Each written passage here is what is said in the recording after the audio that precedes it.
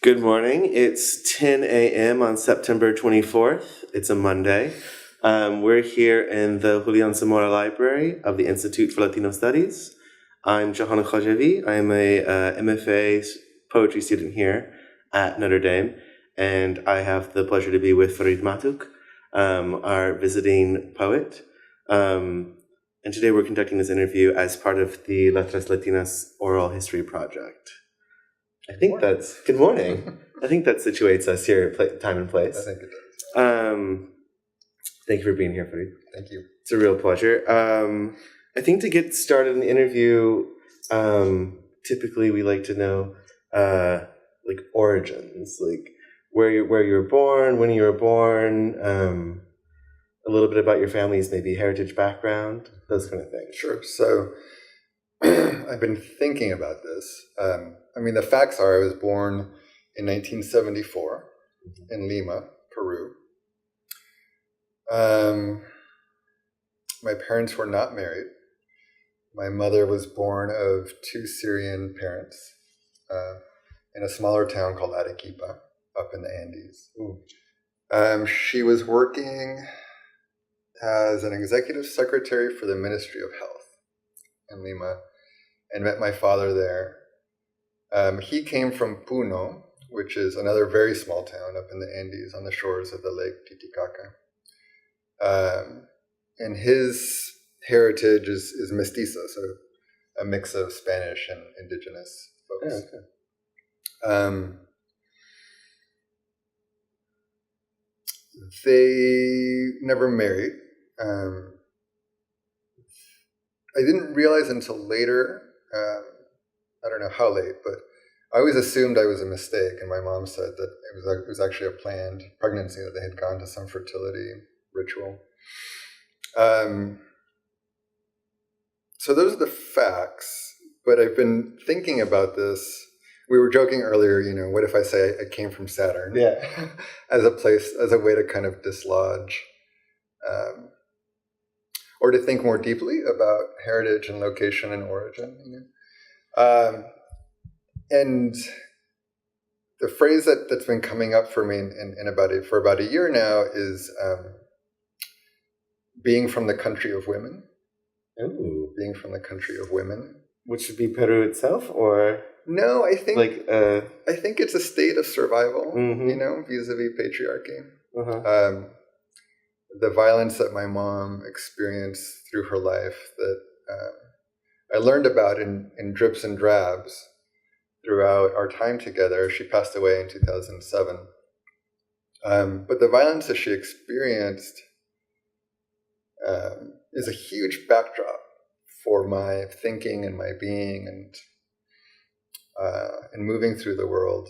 And it's also, as I was sharing with you last night, it's also literally the circumstances for my arriving in this country. So my father was violent and beat her, and he also planned to kidnap me and take me to Venezuela. So my arrival in the U.S. was a preemptive kidnapping.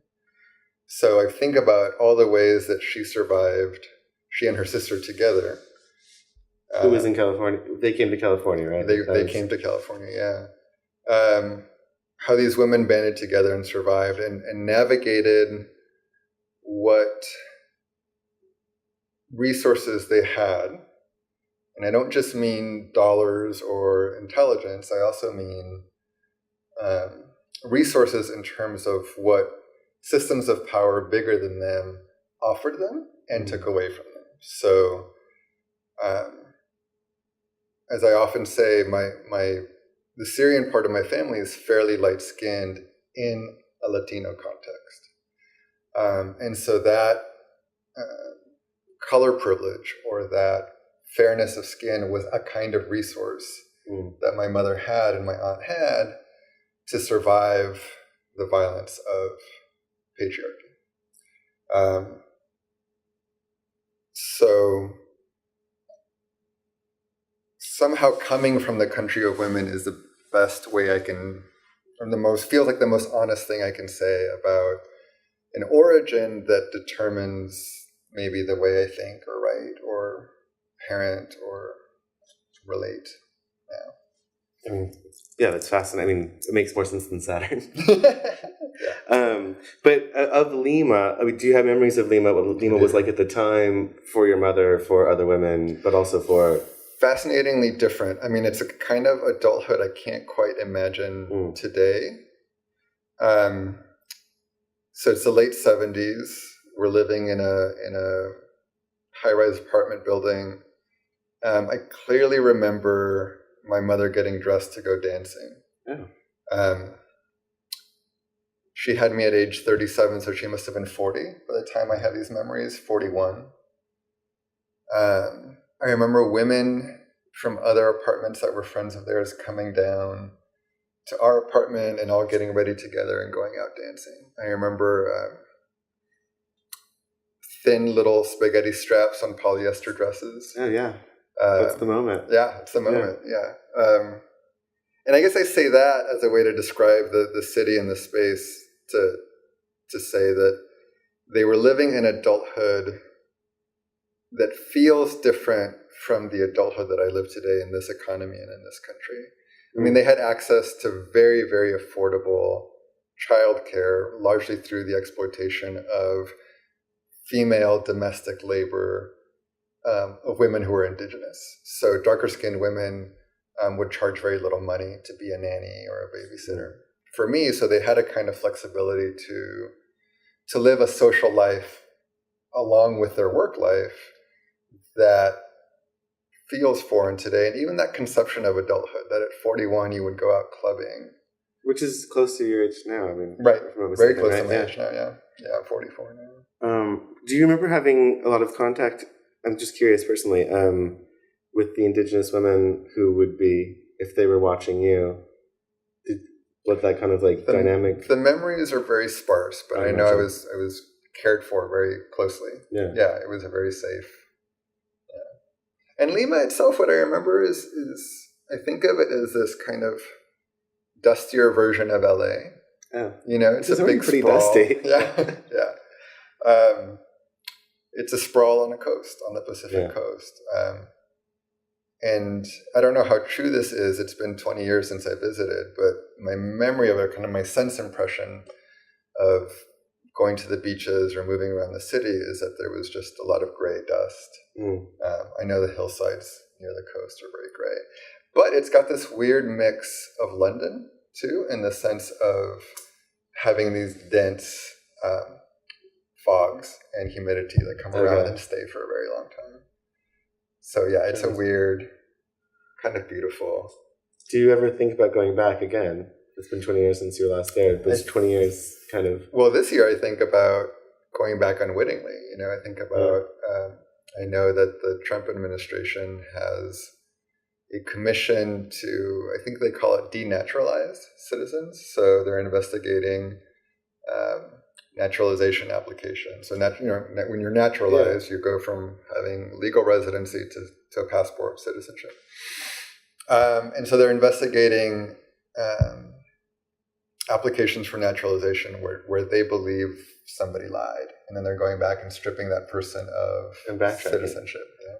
That's horrifying. Yeah, that's terrible. And so, I mean, some of that story is maybe regional. The way I've read about it is that they're focusing on midwives in the Texas-Mexico border who, at some point during early investigations, admitted to falsifying some documents. But in another way, it's a very old pattern. So I was reading this Giorgio Agamben book, Means Without Ends.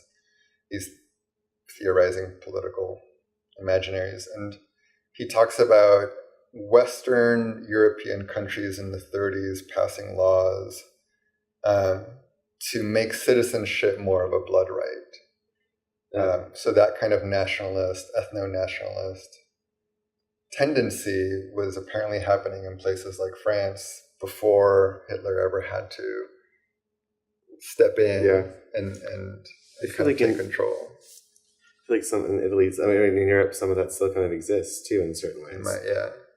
I know now, like you just can't be too many generations removed to claim Italian citizenship. I think you have to just be one or two if you want to go back and get citizenship. Precisely. I mean, I would love to return to Peru for fun, to connect with poets there. Carmen Jimenez Smith, wonderful poet and friend of mine, also of Peruvian descent, is working on an anthology of a particular movement. I would love to go and just talk to the folks who still live. There's a movement of poetry in the 70s called Cloaca, which, with a K, and it means effluence, sewer. Oh. Yeah, so it was a way to name themselves, as resistant or anti-normative. And that was when you were there as a kid too. It was, of course. Resisting in a different sphere, but in the same space. Yeah. Do you have a lot of contact with any poet, like with Peru? Does it? I don't. With folks who live there now, I'm very, very lucky to have met a wonderful Peruvian poet named Giancarlo Wapaya, who until recently was living in Phoenix. I live in Tucson, so we were able to meet and correspond at different events. And he and his partner Maggie Messerschmidt and a couple of other collaborators run a press called Cardboard House. Okay. And so actually I've been learning in the last year or two about all kinds of 20th century modernist and postmodernist poetry from Latin America through their press, and it's all funneling through Giancarlo and Maggie. Cardboard House Press. I can't recommend it enough. Cool. I feel like we should have a thing that scrolls across the bottom. Cardboard House Press. Yeah. Subscribe. We're gonna have to start doing that. I guess just to go through the whole story. So then you and your mother came to California. Yeah, so it was, so they were three sisters. Yeah. It was my mother, and my mother was the youngest, and the middle sister, Udad. And then their eldest sister, Royina, had been living in California since the 60s. Okay. So the middle and the youngest sister had stayed in Peru. And I guess I point this out, or I linger on this, because I'm thinking about social networks of codependency or co-support, how people don't survive on their own. So my mom never finished high school. She left school to go work to take care of her mom. My aunt, the middle sister, never went to college for the same reason. They had to get to work to take care of their mother. And they cared for their mother up until 5 days before I was born. My grandmother passed away 5 days before I was born. And then I come along, and they just stayed together as a unit, these two sisters, to care for me, and they became my family and my parenting structure. So that's the other part of the country of women that I'm thinking of, how people band together to survive in ways that they couldn't on their own. But we went to California when I was 6 in 1980. So in Los Angeles? Well, flew into, then settled in Anaheim. Yeah. And so that continued, basically, that culture of the land of women just shifted over to to Anaheim. Yeah. And then what was Anaheim like at that time? So Anaheim had an effect on this femme sociality. It had a very isolating effect. So whereas previously our apartment in a vertical structure of the building was porous to other women coming in and out, and was porous to a kind of network of friends, the long flat landscape of Anaheim, of Orange County, was absolutely atomizing in our experience, isolating. And so I saw my mother and my aunt go from very social, vibrant people to kind of gradually smaller and smaller, living smaller and smaller lives. With less spaghetti straps. With less spaghetti straps, less glamour. Working their butts off. They worked as nurses' aides in convalescent hospitals. Because it was physical labor you could do without mastering the language. It was a carryover from the caretaking that they had done of their own mother. And then just driving, just navigating, I remember those long streets and long highways with sound walls. Those sound walls are great. They're just these cinder block walls, and they're a great way to mediate the noise of the cars and kind of protect the residential spaces. But they're also wonderfully isolating structures. Yeah, they're tunneling. Absolutely tunneling, So Anaheim had that effect on us. I wonder too, I mean, I think they both retreated from romantic possibilities and from dating. I remember my mother having one date, maybe two in the 80s.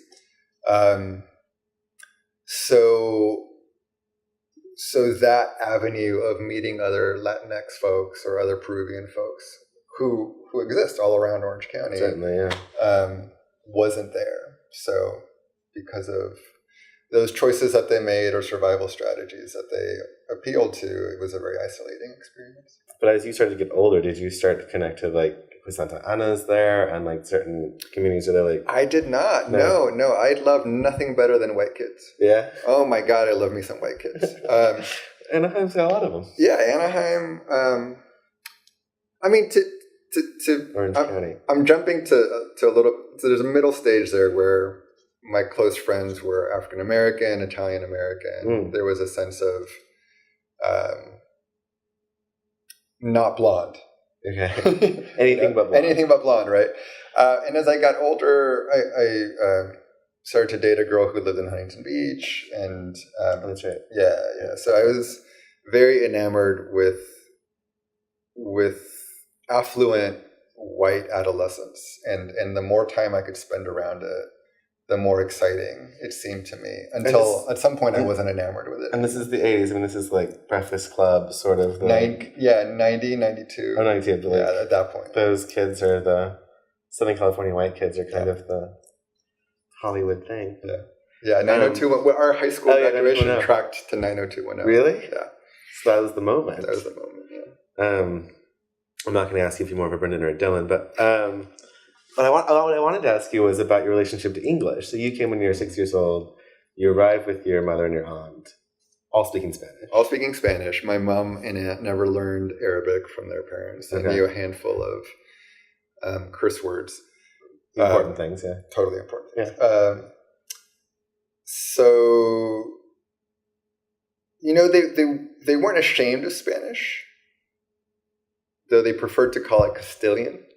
Oh. Which is an absolutely ridiculous distinction. Yeah. Absolutely. But it was just meant, and this is what I mean about using the tools that systems of power give you to survive. So because they were fair-skinned Syrians, they wanted, this is really twisted, but they wanted to identify, I think, as white Spanish.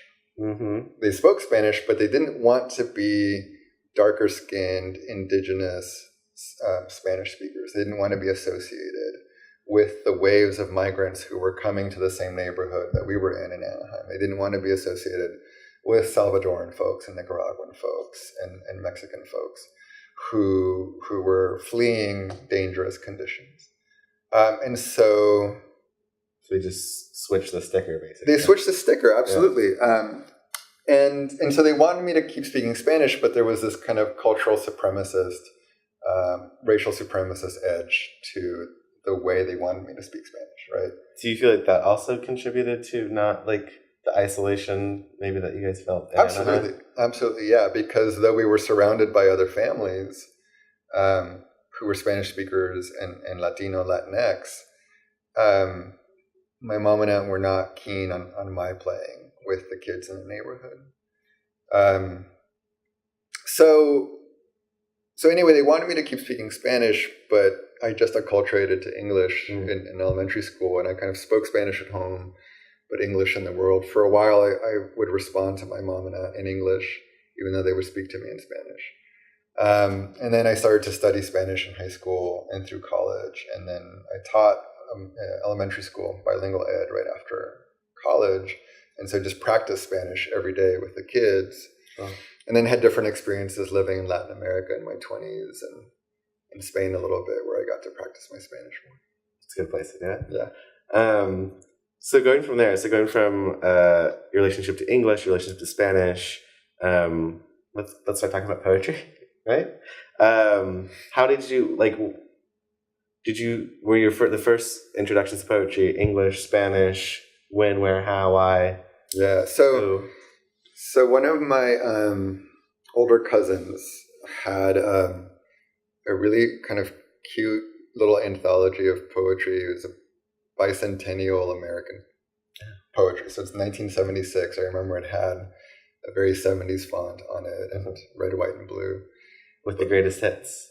Yeah, kind of those 200 years of American. So in that anthology, I found in early high school, I found a poem by Archibald MacLeish, who I don't think anyone reads much of these days. In those books? Yeah. You see that name in the tables of content? And I haven't gone to seek out the poem, so I can't tell you the title of it, but I remember that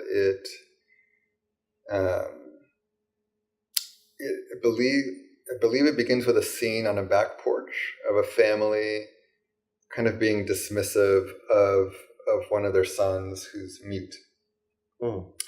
And the boy walks across the yard and goes into the gardener's shed, and he just squats down in the shed and just sits in the silence and the darkness. And the poem describes the earthy smells and the tools, and the gardener coming into the shed and knowing that the boy is there, but letting him have his privacy. And that poem affected me a lot, enough to pay attention to poetry. It was like the first thing labeled as a poem, right? Because we're surrounded by poetry in the general sense in all these different ways, right? But in retrospect, I think I was attracted to the poem because it was a boy being cared for by a man, and it wasn't dangerous. You know, I mean, the boy was allowed into this dark, dank space, and it's coded in masculine energy, at least through the gardener's entry and through the gardener's work with those tools. And it's a place of refuge for that kid. So I think all that, spoke to me at some very deep emotional place, just desire, right? Like wanting to have this thing that I didn't have of safe masculinity in my life. So I think, the best way I can tell the story is that poem wakes me up to the possibility that poems can do things. And then from there... And then from there, a lot of song lyrics. Okay, of course, cool. So I went through a very moody phase. 10,000 Maniacs, Natalie Merchant. Of course, yeah. In high school, just listening to In My Tribe yesterday. Were you? Yeah. So I would type out those lyrics. I got a typewriter in high school, and I would type them out. And then in the 90s, there was this. Well, she's still working. Her name is Tanita Tikaram. Okay. And I'm sorry, I don't know her country of origin. I want to say she might have Indonesian roots, but I'm not certain, or Bangladeshi roots. But she's a British national, and so she kind of comes out of the British scene in the early 90s, incredibly moody. Yeah, I don't know her. Twisted My Sobriety was a big song. I know that song. Yeah. I know the Liza Minnelli cover of it, I think. Oh, really? Yeah, from a recent album. That sounds really dark, given Liza's history. Exactly. Yeah, that's great. Yeah, she's playing to herself. Yeah, that's wonderful. Yeah. So, all of that, and then in college, I just focused on theory. I went to UC Irvine. It was a big theory head program. I loved it. I learned a lot. But I literally was disdainful of poets. I used to serve coffee at a coffee bar on campus, and the MFA poets would come up, and they just seemed, forgive me, they just seemed like white kids with bad haircuts who were self-indulgent. And I thought, you look very sharp. And I thought, gosh, I'm studying theory. Yeah. And theory is actually applicable to politics and to culture. And that's exciting. And that's a place of thinking and of resistance. And poetry must just be about nature. And all I see are the only folks I knew who were from the MFA program were white. And so, in my 19, 21-year-old mind, I made broad categorical decisions in order to feel good about the thing that interested me. And it wasn't until I was lucky enough to do a Fulbright fellowship in Chile to study Neruda, but I wasn't studying his poetry. I was studying the architecture of his homes, and had a very theoretical project trying to think about how might that architecture have affected his writing And then how did the foundation started in his name represent his legacy in a neoliberal moment, which was the 90s for Chile right after the Pinochet dictatorship. Of course, yeah. How did that foundation represent Neruda's communist politics? None of that having to do with poetry. And how long were you there? How old was I? How long were you in? 1 year. 1 year, okay. 12 months from 97 to 98. It was really fantastic. But I was steeped in his work and in his homes, and they gave me a room in the house in Santiago just to read things from his archives, and I was surrounded by young Chilean poets and going to their readings. And so I started to take the possibility of writing poems a little more seriously, and I wrote 3 or 4 poems through the year, and then came back to the States. And all my friends from college were at that point in MFA programs in visual arts. They were going to Cal Arts. Of course. Yeah. And I thought my friends were pretty glamorous and pretty smart and cool people. So I had never heard of an MFA program. And I asked them what it was, what they were doing. And my reasoning was so simple as to really think to myself, well, I can't draw, therefore I can't go to an MFA program in art, but I can write. I wonder if there are MFA programs in poetry. And that's when I started to look them up, and I took a workshop and got some guidance and wrote, I think I had 12 poems to my name at that point, and I sent 10 of them away to MFA programs, and I got in. And where did you go? The Michener Center for Writers at UT Austin. And how's that? 2001. It was overall good. Okay. But about the bad part. Yeah, so structurally it's fantastic. Okay. I mean, it's a very generous fellowship. It's a very supportive structure. They really want you to be there to write. You don't have to teach while you're there, which is a double-edged sword because you might lose professional development. Mm. And they work hard to bring in exciting writers. All of their faculty are visiting faculty. There's core faculty in the English department at UT Austin who you can work with, but the Michener Center can only hire visiting people. So you get to work with both faculties, visiting, rotating folks, and the core faculty. My colleagues were brilliant, amazingly accomplished writers. I went to school with John McManus, wonderful prose writer so in our first year of graduate school, he had a short story collection out from Picador and had another one under contract. A wonderful playwright, Kirk Lynn, who had already produced off-Broadway plays that were getting written up in fancy New York publications. In my first year, there was a student in his third year named Steve Gerke who already had 2 poetry collections out. You had 12 poems. I had 12 poems to my name, and so I felt this is part of my experience is that I felt very underprepared, and I was underprepared.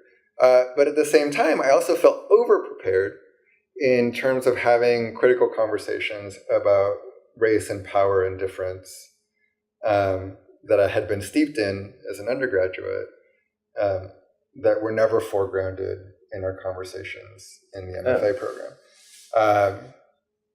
or rarely foregrounded. And so that was a frustrating difference for me. And then also aesthetically, the folks I was surrounded by weren't necessarily interested in the stuff that spoke to me. And so I didn't have the kind of intense interchange that can happen in an MFA program when you click with folks who are reading the things you want to read. I should say, I was very lucky to work with the poet Khaled Matawa while he was there. He's since moved to the University of Michigan, but he was there for a time at UT Austin. And so he was my thesis advisor. Mm-hmm. And one of the best things he did for me was just after a difficult critique, he just took a stack of books from his shelf and he said, here, just go. Nice. Go read some things. You may not find your readers and your community in this program, but you're going to find it in books, so go do some work. Did you? I did. You did? Yeah, I poked around as best as I could. But what really saved me, I guess, as a poet, I think I was really even teetering at the end of the MFA, thinking about leaving poetry and going to do a PhD and going back to what I had loved as an undergraduate, to go think about theory and culture. And what saved me or saved my poetry writing, was meeting Susan Briante, who was getting her PhD there at the time, and through her meeting Wah Win and Dale Smith. Wah and Dale had lived in Northern California. They met there. They went to a school that no longer exists called New College. And they were deeply influenced by, I think Robert Duncan was one of the founders of New College. Okay. Tom Clark, Joanne Kiger, who was living up in Bolinas. So they were steeped in this New American and Berkeley Renaissance poetry tradition, poets that were never talked about in my MFA. And so Susan Briante and I and Wah and Dale, along with a small kind of coterie of people, spent about 3 years in and out of Wah and Dale's living room, nice. Just hanging out with poets. They used to run, or they still run, Skanky Possum, which is, I know, literally named after a possum they found dead under their house.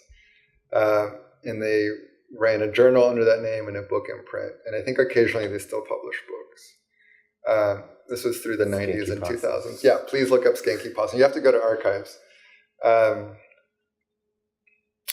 Fantastic stuff. And so they would bring in folks to read at a local bookstore, and often we would end up back at their living room. And I honestly learned, or I grew more as a writer in those 3 years hanging out with them than I did in the previous 3 years in the MFA program. Okay. It's a matter of circumstance. It's not a fault of the MFA program. It's just that I found a constellation of people. You found your people. I found my people, yeah. and the books that they were excited about were what I needed at the time. Those books were opening me up. So reading Charles Olson out loud was a revelation. Reading Eileen Miles out loud was a revelation. Reading Ed Dorn was a revelation. Joanne Kiger. So that was a huge, huge growth. And then from that growth, when did you start publishing? When did you start feeling happy, or maybe even before that, when did you start feeling good about your work? Like, that's a really good question. Yeah, like when do we feel like I'm doing something that I want? Like this is what I'm doing. Yeah. It must have been some morning, waking up in my bed. So my aunt, the one who raised me along with my mother, had passed away in 2003. And I graduated MFA in 2004. So when I graduated, I needed to work and hustle a few jobs to send money back to my mom, because my mom was on permanent disability. And her sister at that point had been her caretaker. My mom had congestive heart failure and really advanced osteoporosis. So I was working in Austin after finishing the MFA, trying to start a nonprofit with a couple of folks, tutoring, and then taking on contract jobs, editing things, whatever I could find. And I was hustling. And in that time, I rented a very cheap cabin by a creek just outside of the city. Gorgeous. It was gorgeous. It was not insulated, but it was gorgeous. Okay. Cold but gorgeous. Yeah, hot and gorgeous. Yeah, hot and cold, depending on the season. And but what this cabin offered is relatively easy to get to the city. You had to walk up 6 flights of stone steps, zigzagging up a hill, into the landlord's backyard, through their backyard, out to the driveway to my car, and then it's about 7 minutes to the city. So it was relatively easy. But when you're down there by the creek, I was isolated and immersed in all kinds of gorgeous sights, And the space that I made my bedroom had a long wall of windows, and I had my bed right up against that wall of windows. So I would wake up with the sun, alone, no distractions, and I would typically have a book and my notebook in bed with me from the night before. So I would wake up and I would read and write in a very open-ended way. And this was really the lesson and the gift I got from Dale and Waugh and Susan and from the group of poets and painters in that crew. There was Scott Pierce, who was publishing Effing Press, that had a good run for a while. A guy named Michael Koshkin, who went on to Naropa, a wonderful painter, Philip, think of his last name in a second, Philip Trussell. A wonderful poet, Peggy. Sorry, I'm blanking on her last name. Anyway, from this group of people, well, what I got was the permission to just read and write in a notebook as a receptive entity. So rather than trying to intend a poem and trying to translate something from experience or emotion onto the page, the direction was completely the opposite, to try to receive impressions from the world and from internal memory and body memory as well. And then just let the page be a place where those impressions could settle without intention, without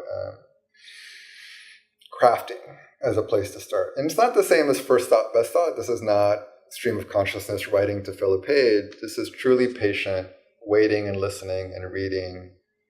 And you know, in this mode, I allowed myself to think with the things that I was reading too. You know, so in my journal, I might have a small argument with something that I was reading, or I might constellate a few excerpts from something I was reading and try to think about it. But mostly the idea was to just receive and to not try to make a poem. And it was in that passivity or in that receptive mode and doing it every morning with the light coming in, waking up that way. And I had it worked out that with my nonprofit gig, I could show up at 10:30, but work until 6:30, 7:30. And that was perfect because I had the morning to myself. Yeah. And then when I gave my time to a job, I wasn't resentful because I fed myself. You know? So it must have been one of those mornings, is a really long way to answer your question. Yeah, fantastic. Where I felt like something was coming together. Yeah. You know, something was coming together. And I could start to go back through the notebook and I would ask myself, what's boring? When am I bored in this notebook? And I would just ignore those parts. And I would ask myself, when am I not bored? And I would circle those parts. And so all the language that I circled would end up becoming part of a poem. And the poems might take, you know, various shapes and then a lot of intention and thinking and revision would come into play, you know. Crafting, yeah.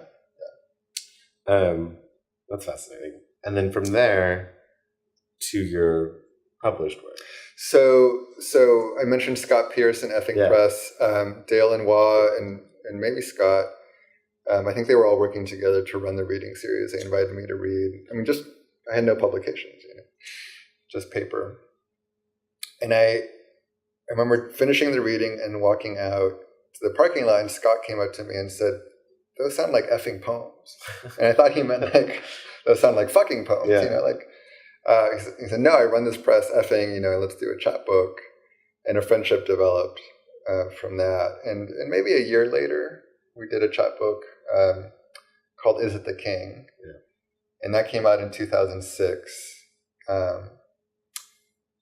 And Scott had learned from Dale and Waugh, who had learned from that older generation that when you have a publishing project, you don't wait for people to buy the goods. You put as many copies as you can afford to in the mail and send them out to people who you respect, who you want to be in conversation with.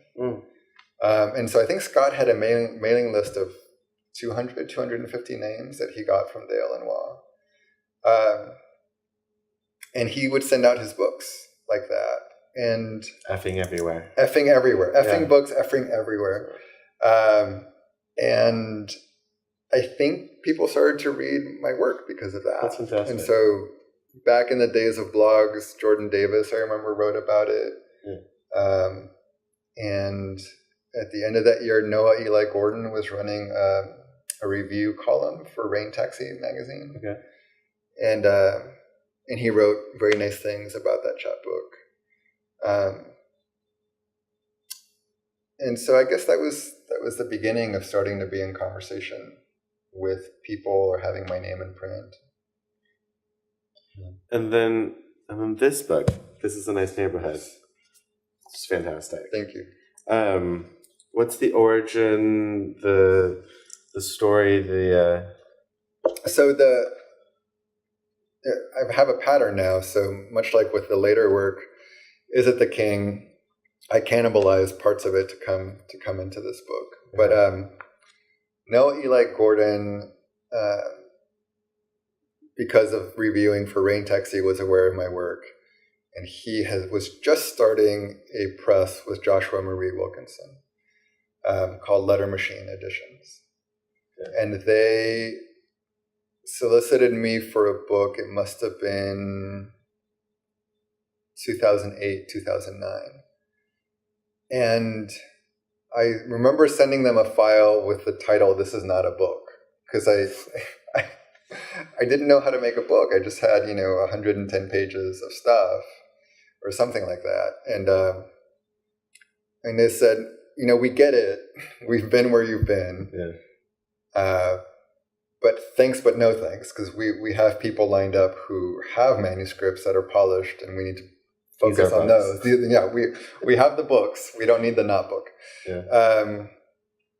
But they were very kind and supportive and interested in the work, and they continued to talk with me. And they said, it's an open door. Just shape it into something, and then we'll edit it with you. And so I worked, I guess, for a year or so. But it was relatively speaking, compared to my other projects, it was kind of a painless experience. Shaping, like the sections just seemed to come together. I was able to use the advice I now give to my graduate students when working on their theses, right? Like, which is what's the first gesture you want a reader to experience in the book? What's the last gesture? And then just figure out how to get from A to B. And if you want sections, what's the first section? What's the first gesture or experience you want to open that section, and what's the last one? And then figure out how to close the arc of that section, if you're going to have 3 or 5 sections or whatever it is. So I could do that with this book, and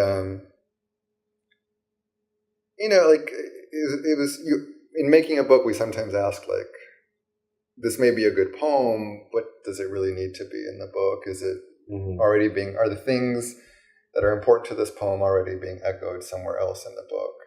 So those kinds of decisions came fairly easily, and we were able to put it out in 2010. I just wanted to ask too, on this book, the relationship to Daniel Joseph Martinez and artists. Yeah. Because you're coming from a place of theory already, like, right, in your education. Yeah. And then with this one, and then even to the real horse, like, relationships with performance artists, or things about performance artists start to happen. Yeah. Very much in this book too, though. There are images from So there's DJ's work. I wish we could feature them and do excerpts. There's this beautiful image. I don't know if the camera can capture that.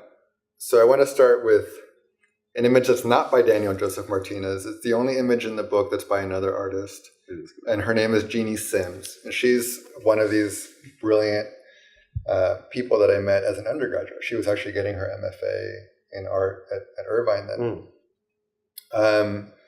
And what this is photographic paper that's been exposed to light to make the shadows and light.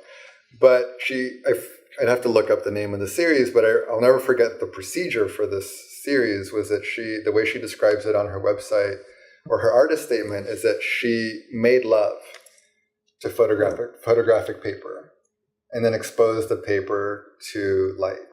and those were the objects. So the wrinkles that you see, presumably, the wrinkles that you see in the photographic paper are presumably from some physical contact that Jeannie had with signs of love with the paper, signs of lovemaking, traces of the body and this thing that wants to record the body. So I love this series. I think it's amazing. And I was also thinking about photographic records of family and of violence.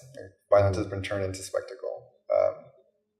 So there's a reference. I was living in Dallas at the time. There's a reference to some thinking about a lynching that happened in Dallas that was recorded in a photograph and turned into a postcard and collected now in the book Without Sanctuary that came out a few years ago, and it has an accompanying website, and it collects all of the lynching images that were turned into keepsake postcards. So it felt like the right piece to open this section. But the other pieces are from Daniel Joseph Martinez, and as is the title of the book. So the title, This is a Nice Neighborhood, comes from a piece of Daniel's that he got accepted as a public art installation that was supposed to go around the Moscone Convention Center in San Francisco. And he had two collaborators for that piece whose names I don't remember. And the idea for the piece was that they would build metal arches spanning a surface street that ran right in front of the Moscone Center. And on those arches, they would put pieces of the phrase, "This is a nice neighborhood." Yeah. And on top of those metal arches, they would install neon on two sides that would translate that piece of the phrase in a different language. I think one language was Spanish and one was Chinese. And I think it was a way for that Daniel Martinez and his two collaborators to comment critically on the building of that convention center, because they had to displace a whole community in order to build it. I think they displaced the Filipino community to build it. So they actually win this public art commission, and the Chamber of Commerce in San Francisco gets wind of it, and they mount a public campaign criticizing it because they understand it's a critical gesture. Yes. It's not a celebratory gesture. And the city pulls the commission. So they never build the project. But I read about it in a book about Daniel Martinez's art, years later, and I think I want this as a title to my book, because I was thinking about neighborhoods I grew up in Peru, in California, in Dallas, and thinking about how, as an immigrant family in those early days, if family from Peru came to visit, we would drive them through Beverly Hills and say, "This is a nice neighborhood." Yeah, because it was spectacle. Yeah, of course. So I had all these personal and kind of thematic connections to the title, but what really drew me, or to this phrase, and what really drew me to it is that it's just misspelled. So is and a are conjoined. Yeah. Is there, right? And I wrote a whole essay thinking about why I was drawn to this phrase and to that misspelling or miswriting. And one of the things I came up with was that it invites performance. It invites performance of an accent. So if you're aware of the last name of the artist, Daniel Joseph Martinez, you might perform that with whatever your imagination of a Latino accent in English might be, right? Either derogatory or celebratory, or however you might imagine it. When I was teaching this phrase, or teaching this idea in a high school class, a young white woman said, "That's interesting, because that's how I would pronounce it. In my standard English, I would run Isa together." So I love that openness, or that ambiguity in the phrase, that you can perform it depending on how much information you know about the phrase. You can perform it in different racial or ethnic or linguistic identities, right? And the other thing I love about the phrase is that it invites correction. right? So it kind of gives a lie to the idea that language is only about communication, because you understand the semantics of the phrase, this is a nice neighborhood. So the communication job is done. But insofar as you want to correct it, then you invite all of the desire to standardize, and to standardize language is to, create a closed system where some people who can wield standardized language have power and access, and people who can't have less power and access. So language is not just about communication, it's also about determining communities. Who speaks like me, who doesn't speak like me, who speaks well, who doesn't speak well. So all of that stuff is in that phrase for me. Completely. And I wrote to Daniel Martinez very confidently saying, hey, I got a book coming out and I love your work and I'm using that phrase as the title, and would you share an image for the cover? And he said no. Oh. He said no, not only will I not share an image for the cover, you will not use that phrase for the title. Wow. And I said, but my publisher says you can't copyright a title. And he said, yeah, but this is art. And I own art. I own my art. Fascinating. I own every aspect of that piece, even though it was never built. It's in my archive. Piece. Yeah. The archive piece. And so I said, okay. And then he kind of softened and he said, well, why don't you send me some poems from the book? So I sent him some poems and he liked them enough to let me use the phrase for the title. And then he let me have all these images. But he was very particular about which images, because he knew that we couldn't afford to reproduce the images on anything other than this kind of paper. Yeah. So there were certain photographs I wanted that he would not allow to be reproduced in this way. Because of the quality or size. Exactly. Yeah, and the kind of paper and size, yeah. But that makes it kind of feel like a collaborative effort in the end, too. Yeah. With it. I love that story. Yeah. It starts with like a no way. No way. Let me see you. Yeah. Okay, let me work with you. Yeah. It was really nice. Tinter, it was really nice. Yeah. I didn't know that. So from This Is a Nice Neighborhood to My Dollar La Chola, which is I believe the chapbook after. Yes, yeah. So I was thinking more about photography at this time, and I wish I had included an explanatory note in the chapbook about this image. It's really one wall documenting a gallery show that my friend Phil Chang put on. And Phil is a wonderful artist, mostly working in photography, who lives in LA. Yeah. And in this show, the concept was that you would walk into the gallery, and in order to see the works, you'd have to lift the covers and expose the photographs to light. They're veils, yeah. And in exposing them to light, you would degrade the photograph. So, there's a kind of durational thinking. There's a kind of privacy public. Like old daguerreotypes, where they keep them in the little... Yeah. And I think these might even be less... I forget. I don't know the right term in photography, but kind of less settled images and daguerreotypes. Like these are truly exposed. There's no chemicals to hold the imprint, so they're really available to be destroyed. The more you look, the more you destroy with this work. So it looks like a very oblique thing on the cover. You don't know, So I wish I had included an explanatory note about that. So a lot of photographers. Especially when you get to the real horse, a lot of photography language starts to seep in. Yeah, so that thinking again is from the earliest work on, like how do we have access to spectacle and to bodies, intimate spectacle and public spectacle, disciplining spectacle through an order of power like lynching, and intimate spectacle like a photograph of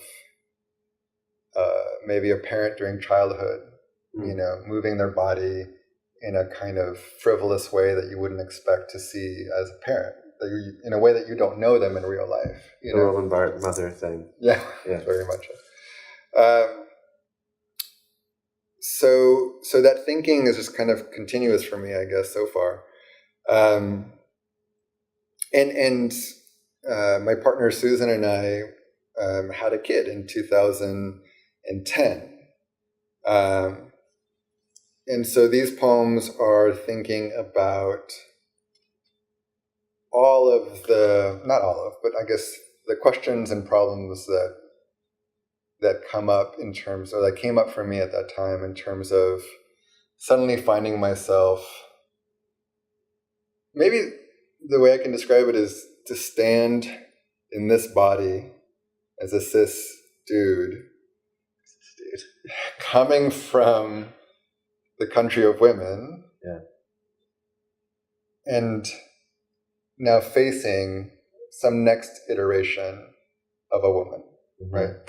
Insofar as that's how this person is gendered and embodied today, understanding that she may change her gender down the road, right? So that sense of, and I think this is super common, actually. It's a very basic thought for a lot of people who have kids is, what am I transmitting? What am I failing to transmit? What also is being inherited? What is also, and so this book gets cannibalized, to use your word, from the other one, into The Real Horse. Yes. And there's a lot of clear cannibalizing, but some things also fall away, some things get developed further. Yeah. So the organizing principle, I guess, for this book, The Real Horse, is this tension between the container of the sonnet and the container of form, and these different ways to think of being as entanglement. So entanglement is the phrase that Fred Moten picks up from, I think he admires a lot, named Denise Ferreira da Silva, whose work I'm not familiar with directly. I only know his mentor, or I think they're kind of contemporaries, but he has named her as a mentor, but they're definitely contemporaries. And so when he elaborates her concept of entanglement, he says things like difference without separation. He's very interested in imagining being as not individuated, so that we are agents of difference. We're producing difference all the time, but we're not really separate from one another. There is no one and another. And if there is no one and another, we can't really talk about an ethics of relation. That instead, we're much more entangled in ways that I don't fully understand in his thinking or in Ferreira da Silva's thinking. But the point is that with all of that in mind, I was thinking about syntax that could enact entanglement. So having a phrase that could modify what preceded it or what followed it. That kind of a phrase that was available to its predecessor and to its subsequent chunk. And so that happens throughout the book, not in every line, as a way to enact entanglement. And then I wrote these sonnet sequences to also think about entanglement. So these entangled phrases are inside the sonnet, inside the container of the sonnet, but then the sonnet wants to speak to the sonnet that precedes it and the one that follows it. And in fact, phrases and words get picked up from one sonnet to the next, or from one sequence to the next throughout the book. Yeah, the effect is actually stunning. Oh, thank you. It's really beautiful in the book, the way that it continues through. I wanted to ask you about your something like sonnets form that you use and the boxes. But I also wanted to ask you about because you're coming from a place of theory, and you're thinking about art, like all of the different things that kind of come into the book while and addressing your daughter at the same time, but which feels like addressed to the future, like a very near future in a way, which near future kind of feels urgent in a way as well, I think. But there's a lot of history that you play with in that address. And I kind of was interested more about also like some of your historical research and how those things, like the lynching postcard, and the artist, but a lot of the different kind of histories that get woven together, and what your research is like. I was just, because we're here at Notre Dame, I was just reading an essay of one of your professors, Joelle McSweeney, She's good. where she's talking about a new historical poem, and she quotes somebody, I think the playwright Susan Laurie Parks, as saying, "History is time that just won't quit," which is really, a really great formulation. But I guess I was interested in thinking about not just history, but the histories of the ways that bodies get coded. So this is just a foundational question I have when I find myself as a transmitter of genealogy, that you've got a body that gets born, and it has all kinds of intelligence and kind of genetic material, and that it comes with. Some might even say generational memory, but it's not yet coded through discourse and through power and difference, right? And so I was interested in looking at the histories that try to name what a racially ambiguous body is.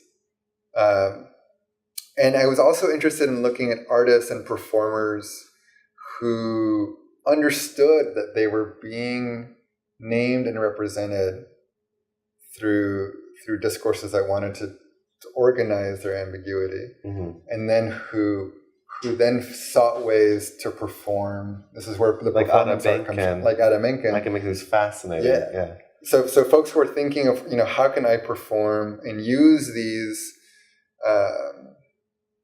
codes of difference and of identity to open up some space of freedom, some space of agency for myself. So that was the original thinking. And also as a model for your daughter or someone in the future. Ideally, yes. Yeah. Like, people have done this, you might try this. Cinder. Yeah. So that's some of the thinking about history. Ended up going in a different place. Yeah. I don't know how long we've been talking. Keep about going an hour. Forever. Yeah. I think we should. Yeah, I'm getting a signal. Are we getting a signal? There's so much more to say about the real horse, but I guess we'll leave it at that. All right. Thank you, Farid. Thank you. It's really a pleasure. Yeah. Really nice. Thank you. Thank you guys too. Thank you. Ciao.